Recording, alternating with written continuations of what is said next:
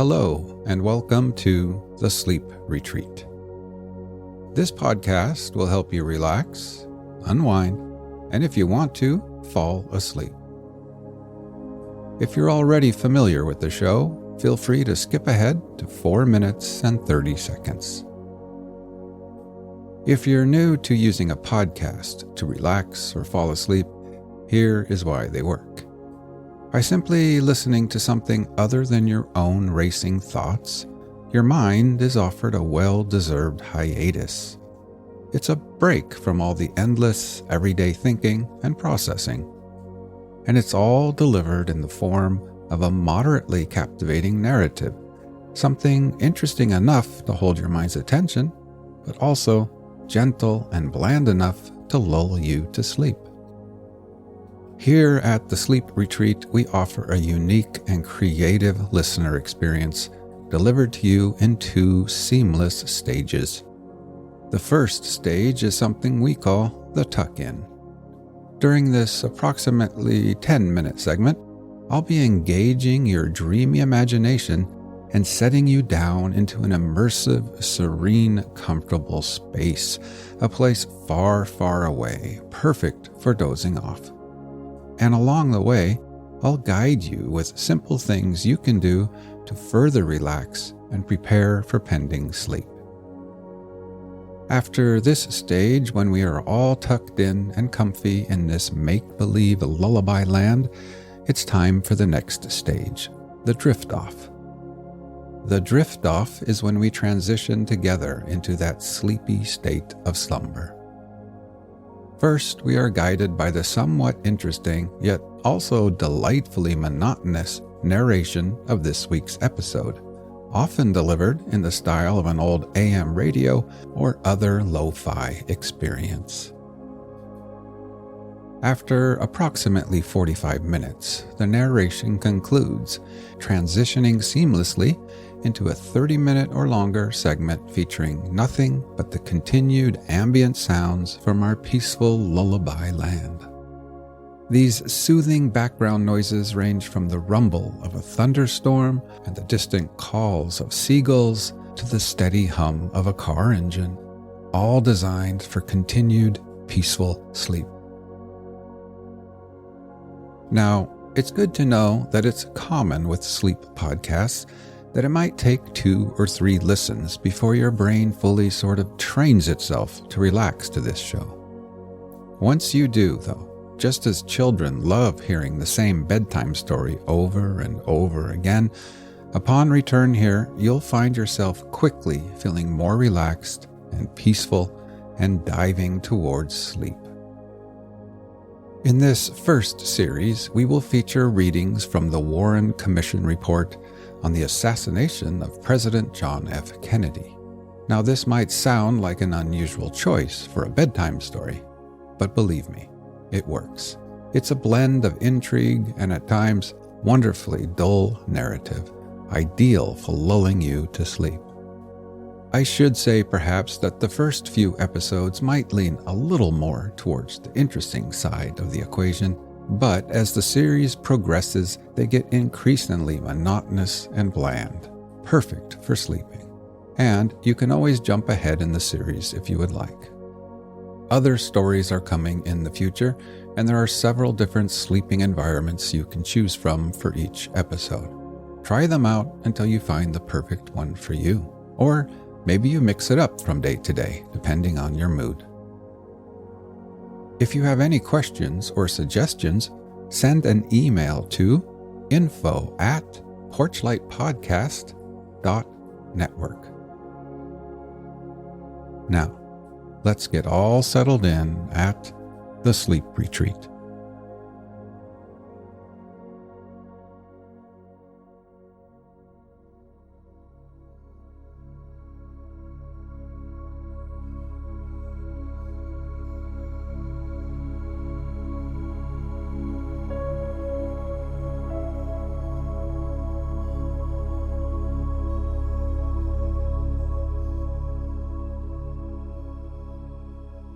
Now, let's drift off to sleep. Today, you'll be falling asleep during a thunderstorm inside of a cozy camper trailer next to a lake in the mountains.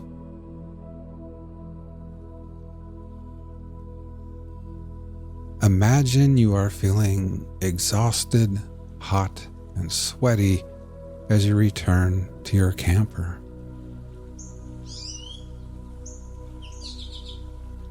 You've just conquered your long-held dream of hiking to the very summit of Moonrest Mountain. You've changed into your swimsuit and are now standing at the edge of the dock on weary, trembling legs, ready to celebrate your incredible achievement with a refreshing dive into the cool, crystal-clear waters of Silver Lake.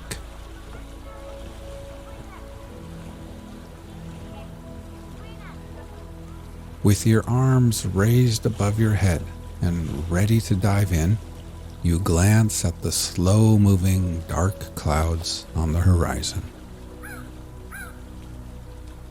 Beads of sweat are still clinging to your forehead when you push off the dock and soar through the air before gliding perfectly into the water. The crisp, cool water envelops you, gently massaging your entire being. You can almost taste the clean, mineral freshness of the water as it washes away all the sweat, dust, and grime from your skin.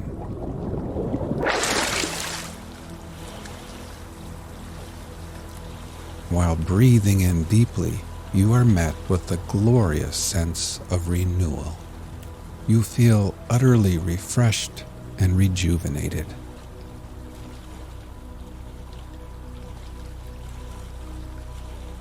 You swim back to the dock and climb the cool aluminum ladder.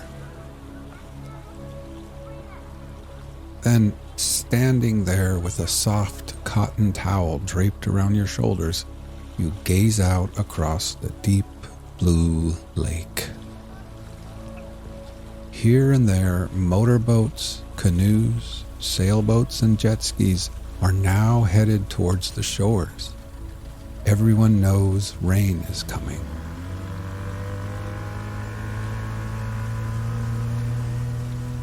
Kids wearing life vests and learning how to water ski are hoisted back into boats, and the small, colorful sails of dinghies flutter in the breeze as their little suntanned captains point them back towards land.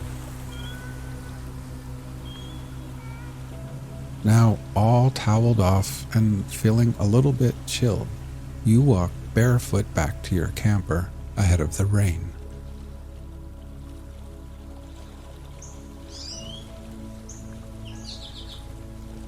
At the little picnic table, you collect your book, coffee mug, and sunglasses.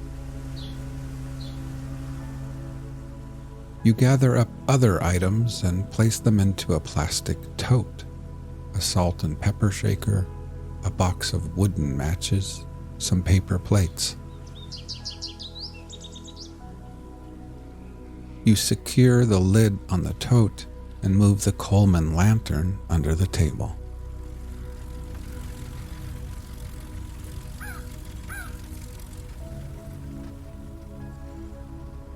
At the fire pit, you fold up your camping chair and tuck it below the protective cover of a tall ponderosa pine. Then you return to your camper, open the door, and step inside.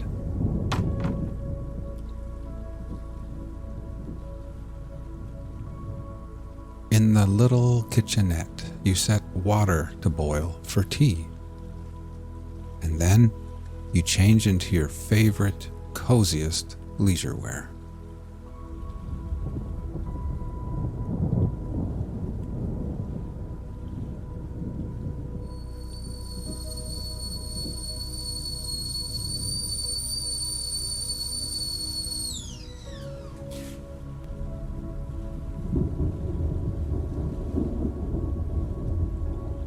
While the hot tea steeps, you settle at the quaint table and gaze out the window, watching as boats reach the shore and families hurry off to their campers and tents and cabins.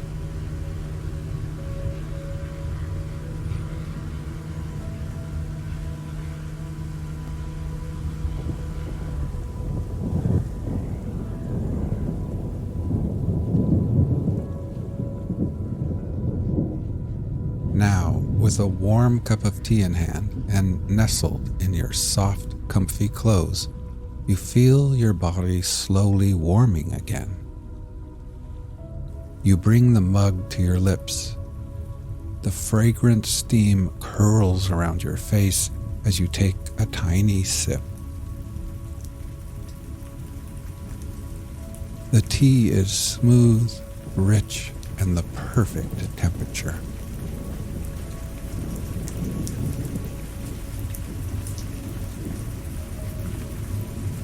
You take a bigger sip, and the tea flows down to your core, melting away the chill from the lake. A rush of warmth spreads throughout your body, like a wave of little goosebumps, and you're suddenly filled with a sense of deep accomplishment, peace, and satisfaction.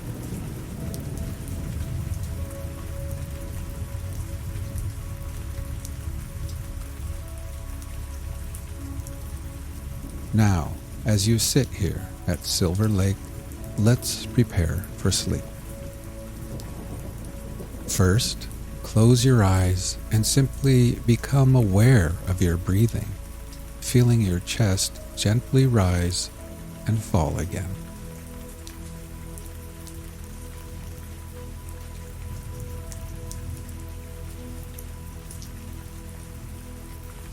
Next, let's take a few deeper breaths. We will slowly fill our lungs with the cool, sweet scent of pine trees and that fresh mountain air. And then, after holding briefly, we will let it all go and exhale. Ready? Breathe in deeply, hold for 3, 2, 1, and then exhale.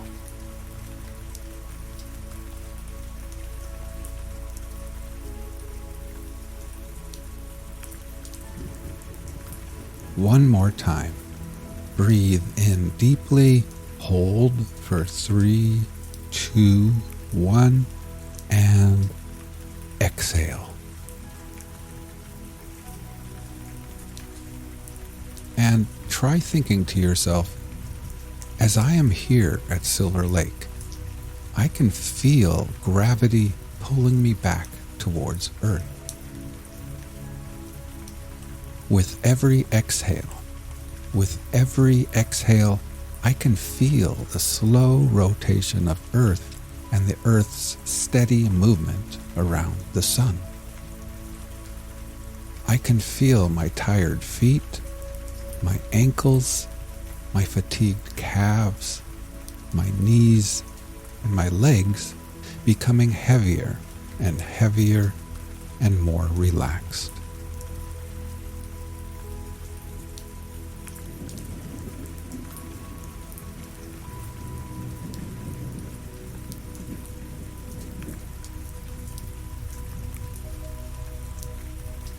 You finish the last sip of your perfect tea, and then you pick up a little pencil and notebook resting on the table. With them in hand, you make your way to the sleeping nook at the other end of the camper, where you collapse heavily into the soft, wide bed.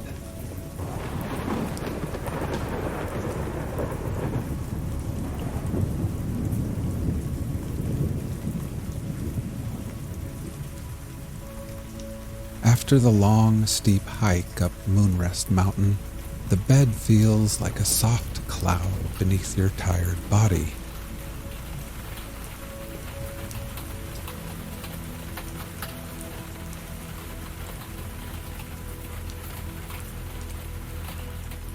The little windows by the bed are cracked open, and your nostrils catch the pleasant scent of fresh rain on pine needles and moss.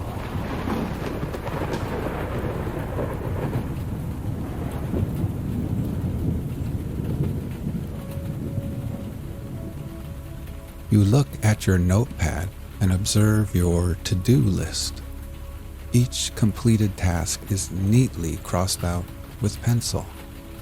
At the bottom of the page is one final entry on this list.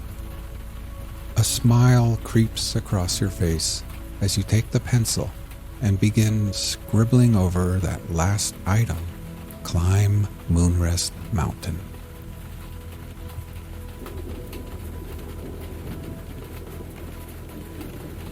You set the notepad aside, thinking how perfect everything feels at this moment. You've completed everything you set out to do here. Tomorrow holds no obligations, and for now, everything is done, finished, and complete. You have earned this wonderful moment of absolute peace.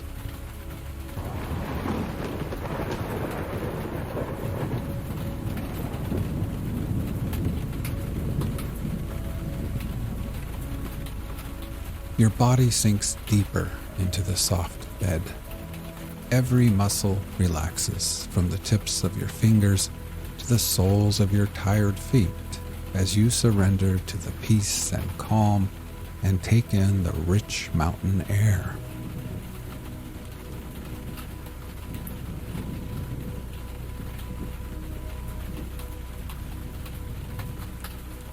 Let's take a few more deep breaths before drifting off to sleep. Ready? Breathe in deeply, hold for 3, 2, 1, and then exhale.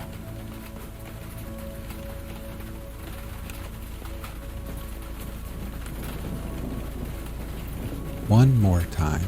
Breathe in deeply, hold for 3, 2, 1, and exhale.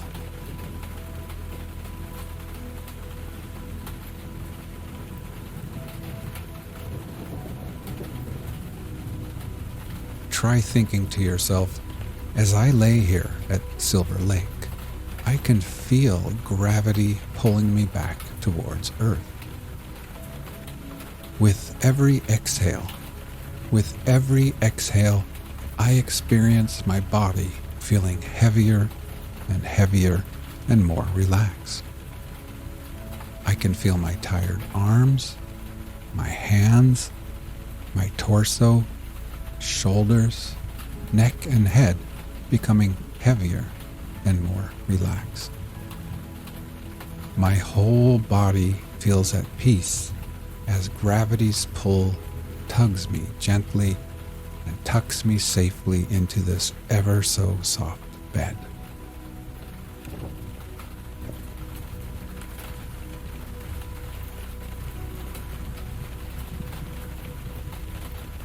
Now, feeling oh so satisfied, safe, accomplished, rejuvenated, sleepy, and happy, you reach over to a little transistor radio, tune it to your favorite station, then lay back and close your eyes.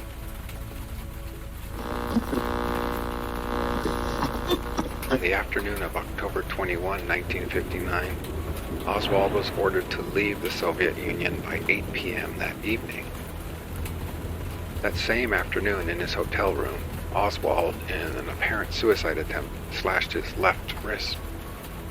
He was hospitalized immediately.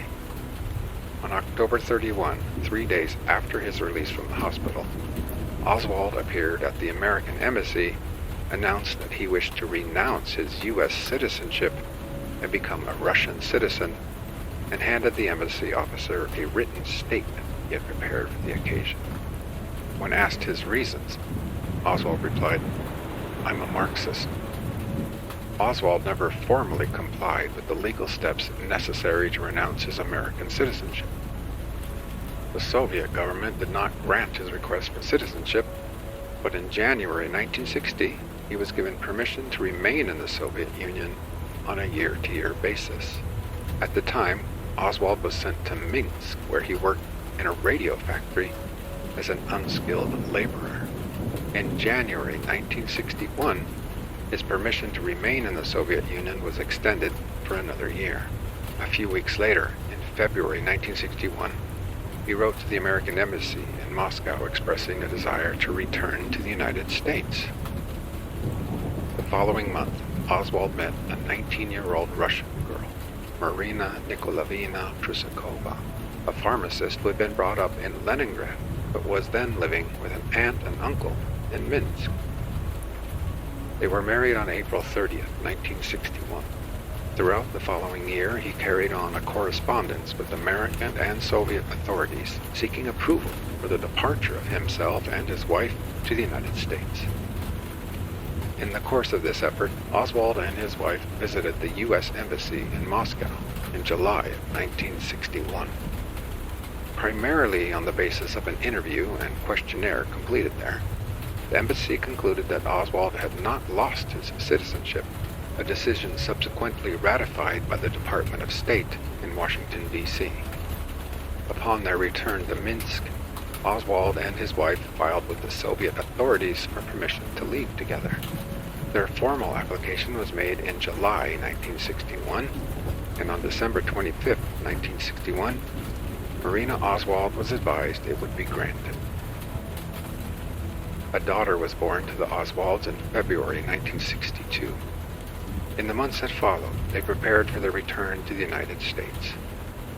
On May 9, 1962, the U.S. Immigration and Naturalization Service, at the request of the Department of State, agreed to waive a restriction under the law which would have prevented the issuance of a United States visa to Oswald's Russian wife until she had left the Soviet Union. They finally left Moscow on June 1, 1962, and were assisted in meeting their travel expenses by a loan of $435.71 from the U.S. Department of State. 2 weeks later, they arrived in Fort Worth, Texas. For a few weeks, Oswald, his wife, and child lived with Oswald's brother, Robert. After a similar stay with Oswald's mother, they moved into their own apartment in early August. Oswald obtained a job on July 16th as a sheet metal worker. During this period in Fort Worth, Oswald was interviewed twice by agents of the FBI. The report of the first interview, which occurred on June 26th, described him as arrogant and unwilling to discuss the reasons why he had gone to the Soviet Union. Oswald denied that he was involved in Soviet intelligence activities and promised to advise the FBI if Soviet representatives ever communicated with him. He was interviewed again on August 16th when he displayed a less belligerent attitude and once again agreed to inform the FBI of any attempt to enlist him in intelligence activities. In early October 1962, Oswald quit his job at the sheet metal plant and moved to Dallas. While living in Fort Worth, the Oswalds had been introduced to a group of Russian-speaking people in the Dallas-Fort Worth area. Many of them assisted the Oswalds by providing small amounts of food, clothing, and household items. Oswald himself was disliked by almost all of this group, whose help to the family was prompted primarily by sympathy for Marina Oswald and the child. Despite the fact that he had left the Soviet Union disillusioned with its government, Oswald seemed more firmly committed than ever to his concepts of Marxism. He showed disdain for democracy, capitalism, and American society in general. He was highly critical of the Russian-speaking group because they seemed devoted to American concepts of democracy and capitalism and were ambitious to improve themselves economically. In February 1963, the Oswalds met Ruth Payne at a social gathering. Ruth Payne was temporarily separated from her husband and living with her 2 children in their home in Irving, Texas, a suburb of Dallas. Because of an interest in the Russian language and sympathy for Marina Oswald, who spoke no English and had little funds, Ruth Payne befriended Marina and during the next 2 months visited her on several occasions. On April 6, 1963, Oswald lost his job with a photography firm. A few days later, on April 10th, he attempted to kill Major General Edwin A. Walker, resigned U.S. Army, using a rifle which he had ordered by mail 1 month previously under an assumed name. Marina Oswald learned of her husband's act when she confronted him with a note which he had left, giving her instructions in the event he did not return. That incident and their general economic difficulties impelled Marina Oswald to suggest that her husband leave Dallas and go to New Orleans to look for work. Oswald left for New Orleans on April 24, 1963. Ruth Payne, who knew nothing of the Walker shooting, invited Marina Oswald and the baby to stay with her in the Paynes' modest home, while Oswald sought work in New Orleans. Early in May, upon receiving word from Oswald that he had found a job, Ruth Payne drove Marina Oswald and the baby to New Orleans to rejoin Oswald. During the stay in New Orleans, Oswald formed a fictitious New Orleans chapter of the Fair Play for Cuba Committee. He posed as secretary of this organization and represented that the president was A.J. Heidel. In reality, Heidel was a completely fictitious person created by Oswald, the organization's only member. Oswald was arrested on August 9th in connection with a scuffle which occurred while he was distributing pro-Castro leaflets. The next day, while at the police station, he was interviewed by an FBI agent after Oswald requested the police to arrange such an interview. Oswald gave the agent false information about his own background and was evasive in his replies concerning Fair Play for Cuba activities. During the next 2 weeks, Oswald appeared on radio programs twice, claiming to be the spokesman for the Fair Play for Cuba Committee in New Orleans. On July 19, 1963, Oswald lost his job as a greaser of coffee processing machinery. In September, after an exchange of correspondence with Marina Oswald, Ruth Payne drove to New Orleans and on September 23rd transported Marina, the child, and the family belongings to Irving, Texas. Ruth Payne suggested that Marina Oswald, who was expecting her second child in October, live at the Payne house until after the baby was born. Oswald remained behind, ostensibly to find work either in Houston or some other city. Instead, he departed by bus for Mexico, arriving in Mexico City on September 27th, where he promptly visited the Cuban and Russian embassies. His stated objective was to obtain official permission to visit Cuba on his way to the Soviet Union. The Cuban government would not grant his visa unless the Soviet government also issue a visa permitting his entry into Russia. Oswald's effort to secure these visas failed, and he left for Dallas, where he arrived on October 3rd, 1963. When he saw his wife the next day, it was decided that Oswald would rent a room in Dallas and visit his family on weekends. For 1 week, he rented a room from Mrs. Bledsoe, the woman who later saw him on the bus shortly after the assassination. On October 14, 1963, he rented the Beckley Avenue room and listed his name as O.H. Lee. On the same day, at the suggestion of a neighbor, Mrs. Payne phoned the Texas School Book Depository and was told that there was a job opening. She informed Oswald, who was interviewed the following day at the depository and started to work there on October 16, 1963. On October 20th, the Oswald's second daughter was born. During October and November, Oswald established a general pattern of weekend visits to Irving, arriving on Friday afternoon and returning to Dallas Monday morning with a fellow employee, Buell Wesley Fraser, who lived near the Paynes. On Friday, November 15th, Oswald remained in Dallas at the suggestion of his wife, who told him that the house would be crowded because of a birthday party for Ruth Payne's daughter. On Monday, November 18th, Oswald and his wife quarreled bitterly during a telephone conversation because she learned for the first time that he was living at the rooming house under an assumed name. On Thursday, November 21st, Oswald told Fraser that he would like to drive to Irving to pick up some curtain rods for an apartment in Dallas. His wife and Mrs. Payne were quite surprised to see him, since it was a Thursday night. They thought he had returned to make up after Monday's quarrel. He was conciliatory, but Marina Oswald was still angry. Later that evening, when Mrs. Payne had finished cleaning the kitchen, she went into the garage and noticed that the lights were burning. She was certain that she had not left it on, although the incident appeared unimportant at the time.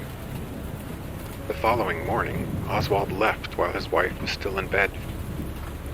She did not see him leave the house, nor did Ruth Payne. On the dresser in the room, he left his wedding ring, which he had never done before.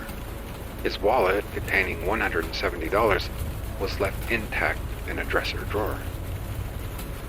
Oswald walked to Fraser's house about a half a block away and placed a long, bulky package made out of wrapping paper and tape into the rear seat of the car. He told Fraser that the package contained curtain rods. When they reached the depository parking lot, Oswald walked quickly ahead. Fraser noticed and saw Oswald enter the depository building carrying the long, bulky package with him. During the morning of November 22nd, Marina Oswald followed President Kennedy's activities on television.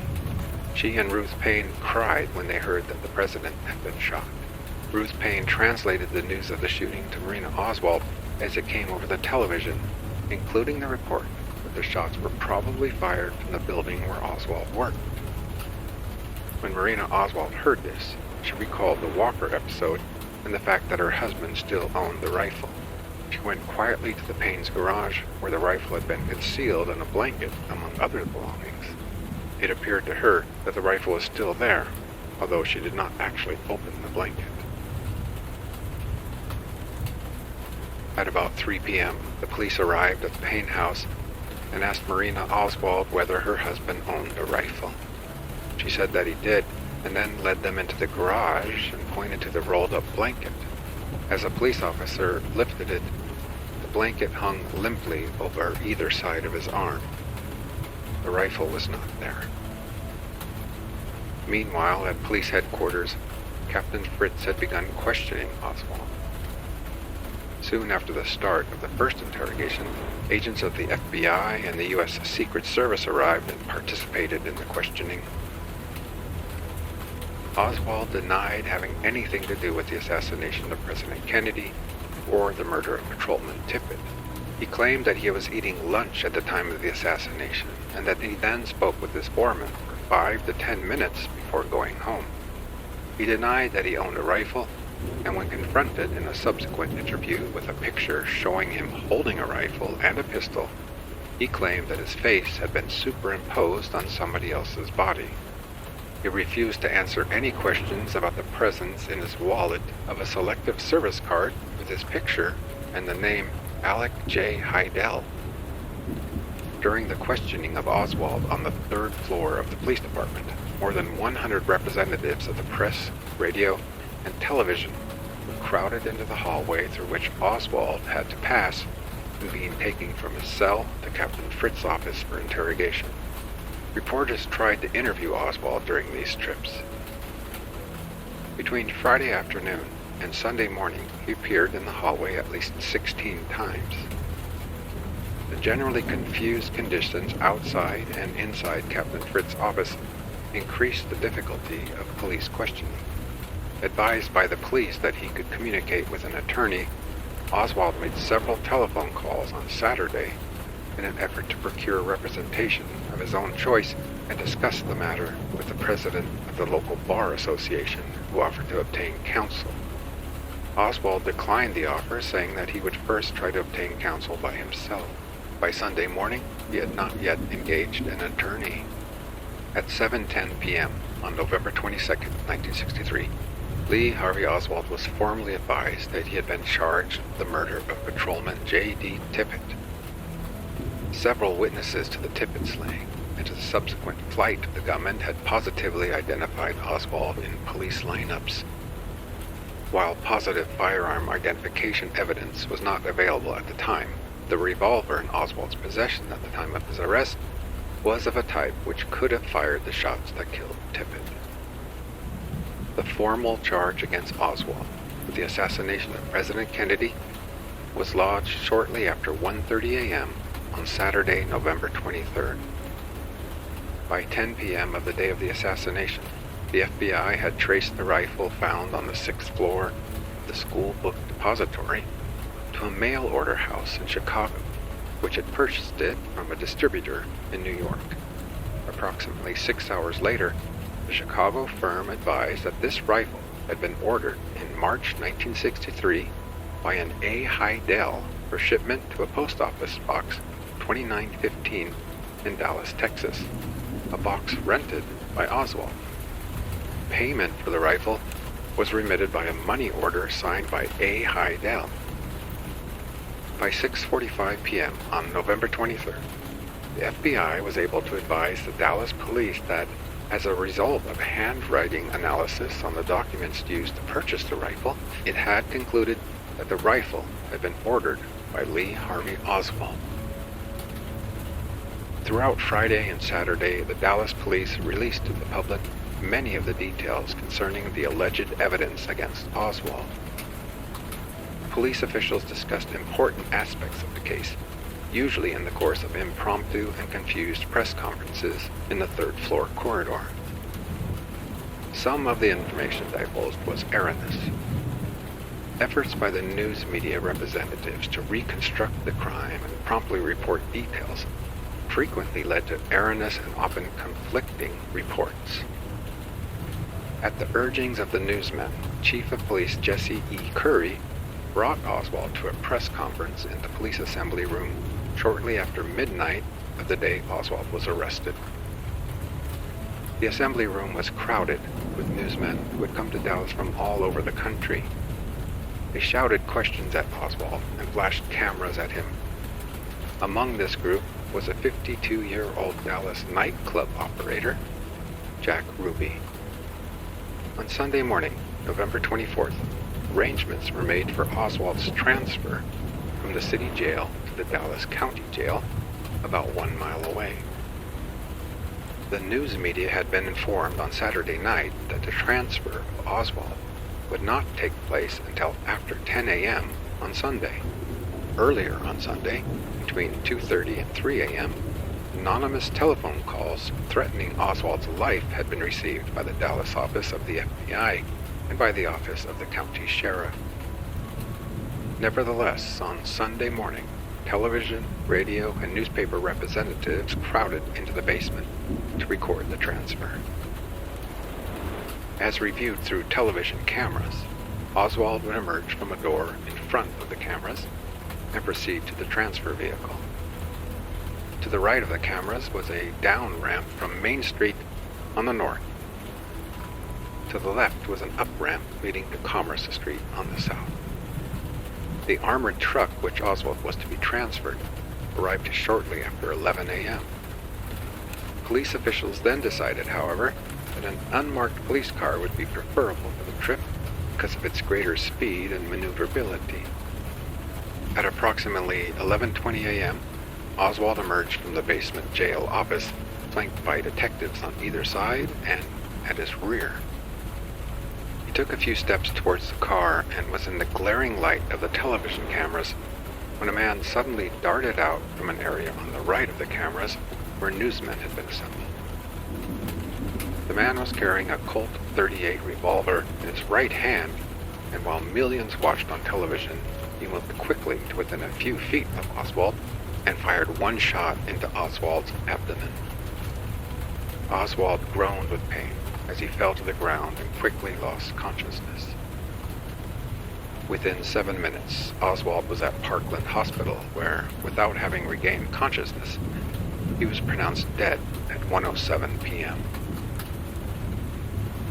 The man who killed Oswald was Jack Ruby.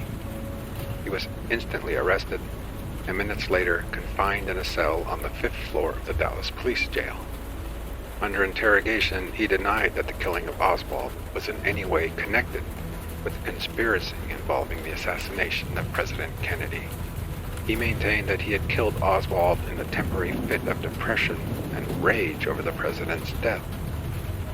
Ruby was transferred the following day to the county jail without notice to the press or to police officers not directly involved in the transfer.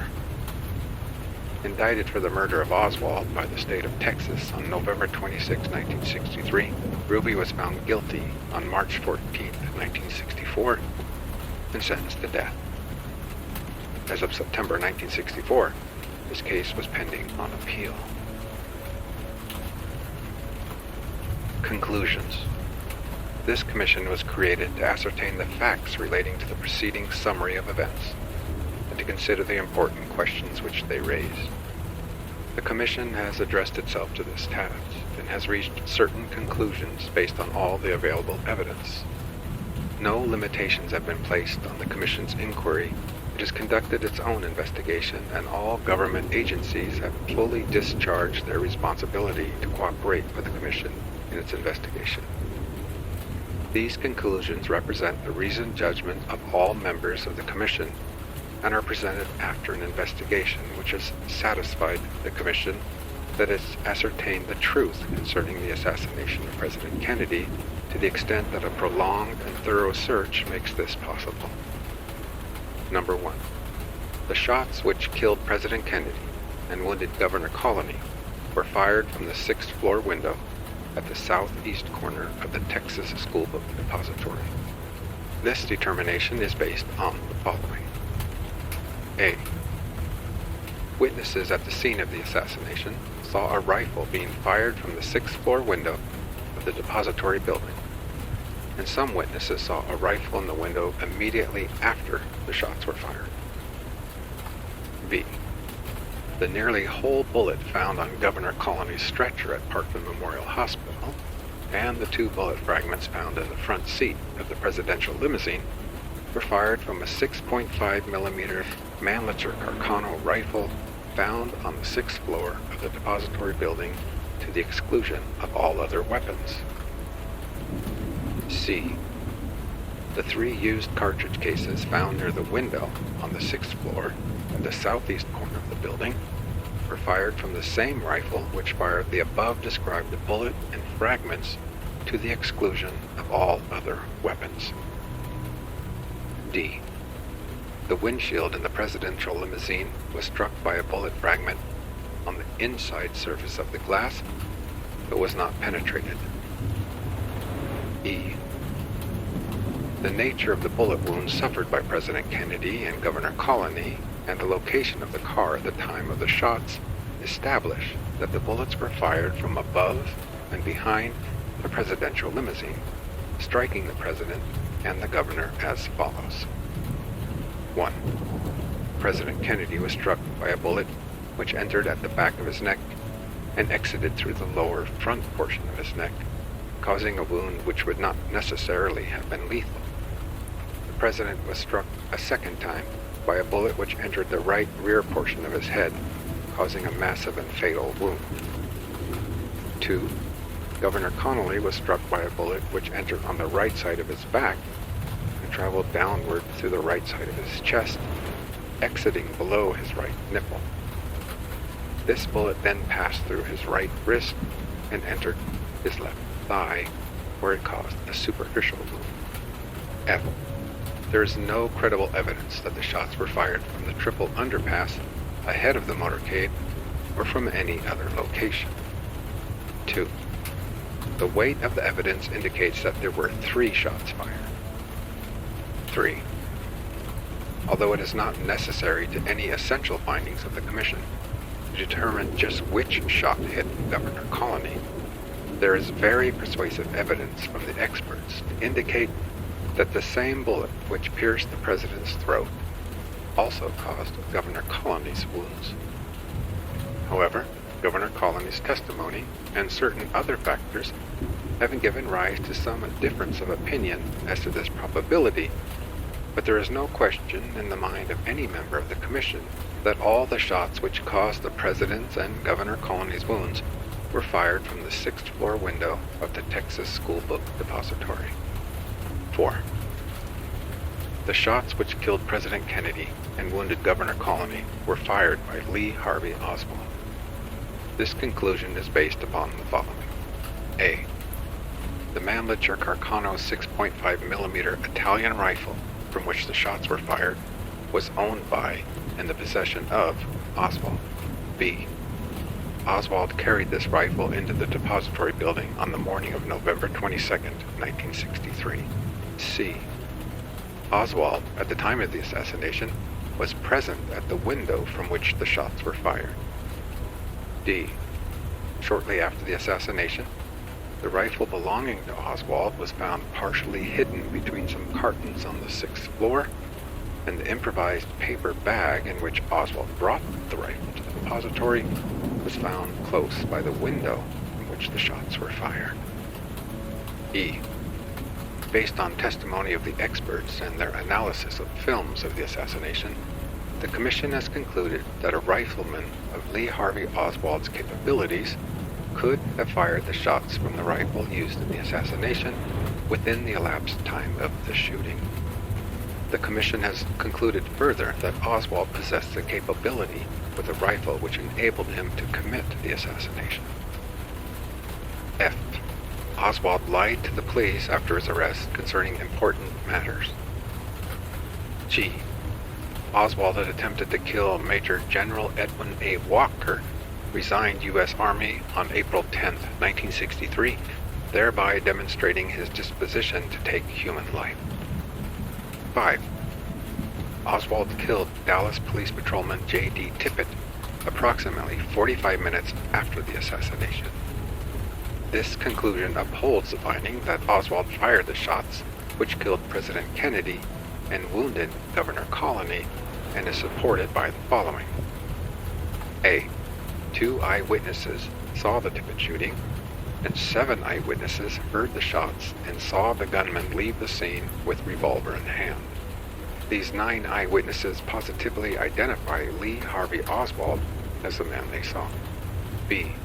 The cartridge cases found at the scene of the shooting were fired from the revolver in the possession of Oswald at the time of his arrest, to the exclusion of all other weapons. C. The revolver in Oswald's possession at the time of his arrest was purchased by and belonged to Oswald. D. Oswald's jacket was found along the path of flight taken by the gunman as he fled from the scene of the killing. 6.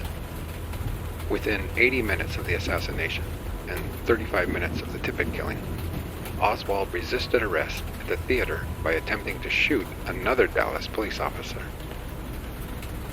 7. The Commission has reached the following conclusions concerning Oswald's interrogation and detention by the Dallas police. A. Except for the force required to effect his arrest, Oswald was not subjected to any physical coercion by any law enforcement officials. He was advised that he could not be compelled to give any information, and that any statements made by him might be used against him in court. He was advised of his right to counsel. He was given the opportunity to obtain counsel of his own choice, and was offered legal assistance by the Dallas Bar Association, which he rejected at the time. B. Newspaper, radio, and television reporters were allowed uninhibited access to the area through which Oswald had to pass when he was moved from his cell to the interrogation room and other sections of the building, thereby subjecting Oswald to harassment and creating chaotic conditions which were not conducive to orderly interrogation or the protection of the rights of the prisoner. C. The numerous statements, sometimes erroneous, made to the press by various local law enforcement officials during this period of confusion and disorder in the police station would have presented serious obstacles to the obtaining of a fair trial for Oswald. To the extent that the information was erroneous or misleading, it helped to create doubts, speculation, and fears in the mind of the public, which might otherwise not have arisen. 8. the Commission has reached the following conclusions concerning the killing of Oswald by Jack Ruby on November 24, 1963. A. Ruby entered the basement of the Dallas Police Department shortly after 11:17 a.m. and killed Lee Harvey Oswald at 11:21 a.m.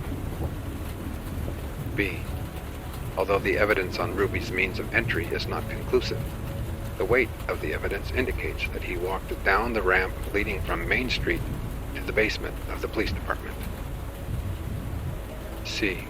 There's no evidence to support the rumor that Ruby may have been assisted by any members of the Dallas Police Department in the killing of Oswald. D. The Dallas Police Department's decision to transfer Oswald to the county jail in full public view was unsound. The arrangements made by the police department on Sunday morning, only a few hours before the attempted transfer, were inadequate. Of critical importance was the fact that news media representatives and others were not excluded from the basement even after the police were notified of threats to Oswald's life. These deficiencies contributed to the death of Lee Harvey Oswald. 9. The Commission has found no evidence that either Lee Harvey Oswald or Jack Ruby was part of any conspiracy, domestic or foreign, to assassinate President Kennedy. The reasons for this conclusion are: A.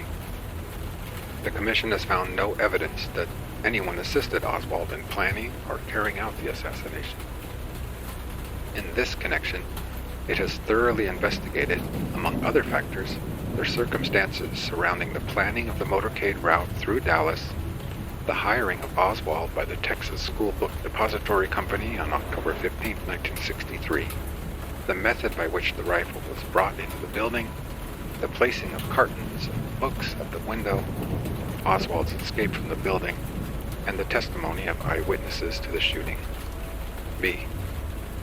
The Commission has found no evidence that Oswald was involved with any person or group in a conspiracy to assassinate the president, although it has thoroughly investigated, in addition to other possible leads, all facets of Oswald's associations, finances, and personal habits, particularly during the period following his return from the Soviet Union in June 1962. C.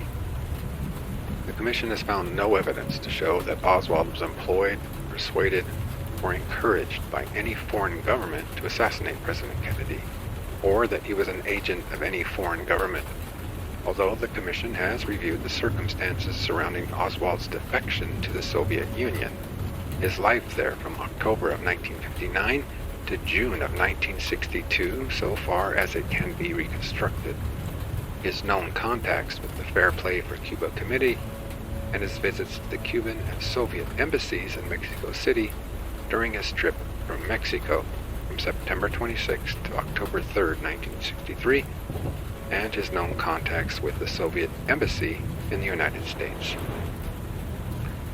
D. The Commission has explored all attempts of Oswald to identify himself with various political groups, including the Communist Party USA, the Fair Play for Cuba Committee, and the Socialist Workers' Party, and has been unable to find any evidence that the contacts which he initiated were related to Oswald's subsequent assassination of the president. E.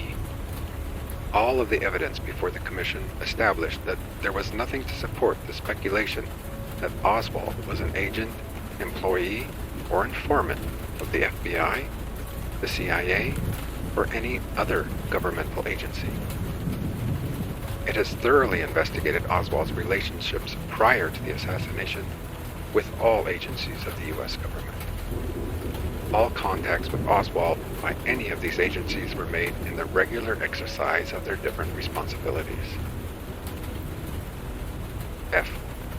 No direct or indirect relationship between Lee Harvey Oswald and Jack Ruby has been discovered by the Commission, nor has it been able to find any credible evidence that either knew the other, although a thorough investigation was made of the many rumors and speculations of such a relationship. G. The Commission has found no evidence that Jack Ruby acted with any other person in the killing of Lee Harvey Oswald. H. After careful investigation, the Commission has found no credible evidence that Ruby and Officer Tippit, who was killed by Oswald, knew each other, or that Oswald and Tippit knew each other. 10. In its entire investigation, the Commission has found no evidence of conspiracy, subversion, or disloyalty to the U.S. government by any federal, state, or local official. 11.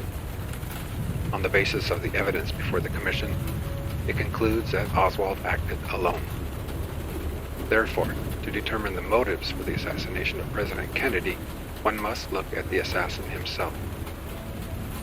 Clues to Oswald's motives can be found in his family history, his education, or lack of it, his acts, his writings, and the recollections of those who had close contacts with him throughout his life.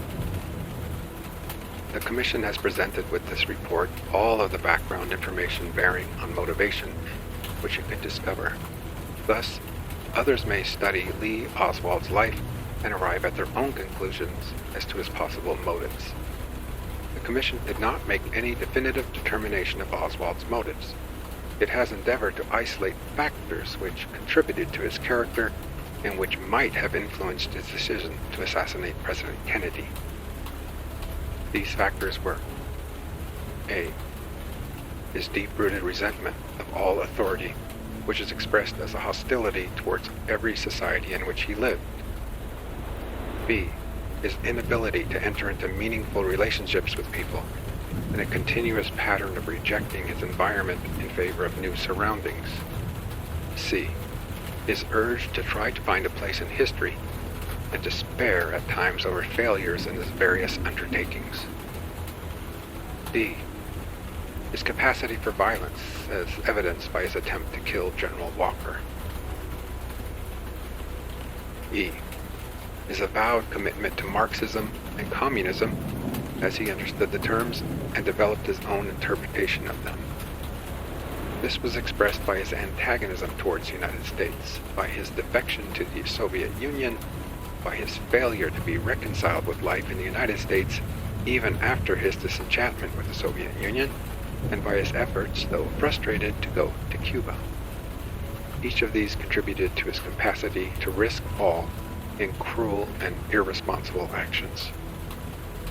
12.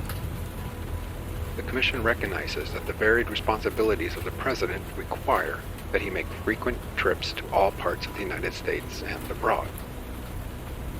Consistent with their high responsibilities, presidents can never be protected from every potential threat. The Secret Service difficulty in meeting its protective responsibility varies with the activities and the nature of the occupant of the office of the President and his willingness to conform to plans for his safety. In appraising the performance of the Secret Service, it should be understood that it has to do its work within such limitations. Nevertheless, the Commission believes that recommendations for improvements in the presidential protection are compelled by the facts disclosed in this investigation. A. The complexities of the presidency have increased so rapidly in recent years that the Secret Service has not been able to develop or to secure adequate resources of personnel and facilities to fulfill its important assignment. This situation should be promptly remedied. B.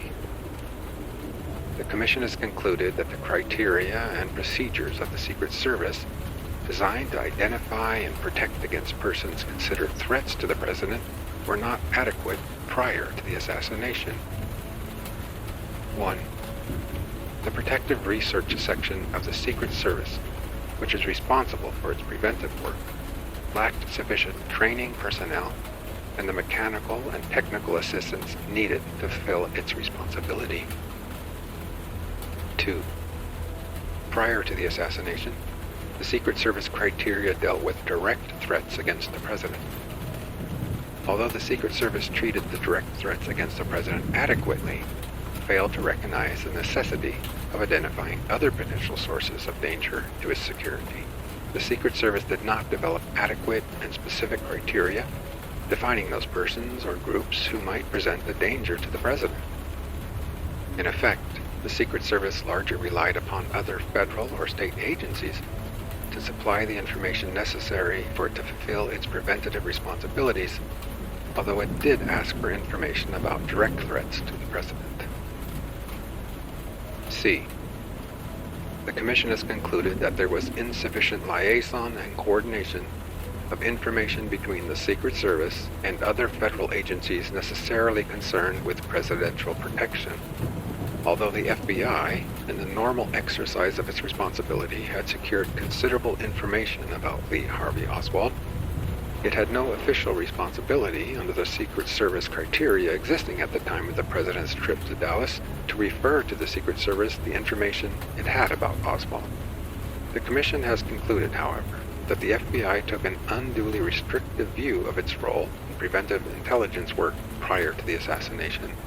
A more careful coordinated treatment of the Oswald case by the FBI might well have resulted in bringing Oswald's activities to the attention of the Secret Service. D. The Commission has concluded that some of the advanced preparations in Dallas made by the Secret Service, such as the detailed security measures taken at Love Field and the Trade Mart, were thorough and well executed. In other respects, however, the Commission has concluded that the advanced preparations for the President's trip were deficient. 1. Although the Secret Service is compelled to rely to a great extent on local law enforcement officials, its procedures at the time of the Dallas trip did not call for well-defined instructions as to the respective responsibilities of the police officials and others assisting in the protection of the President. 2. The procedures relied upon by the Secret Service for detecting the presence of an assassin located in the building along a motorcade route were inadequate. At the time of the trip to Dallas, the Secret Service, as a matter of practice, did not investigate or cause to be checked any building located along the motorcade route to be taken by the President. The responsibility for observing windows in these buildings during the motorcade was divided between local police personnel stationed on the streets to regulate crowds and Secret Service agents riding in the motorcade. Based on its investigation, the Commission has concluded that these arrangements during the trip to Dallas were clearly not sufficient. The configuration of the presidential car and the seating arrangements of the Secret Service agents in the car did not afford the Secret Service agents the opportunity they should have had to be of immediate assistance to the President at the first sign of danger. F. Within these limitations, however, the Commission finds that the agents most immediately responsible for the President's safety reacted promptly at the time the shots were fired from the Texas School Book Depository building.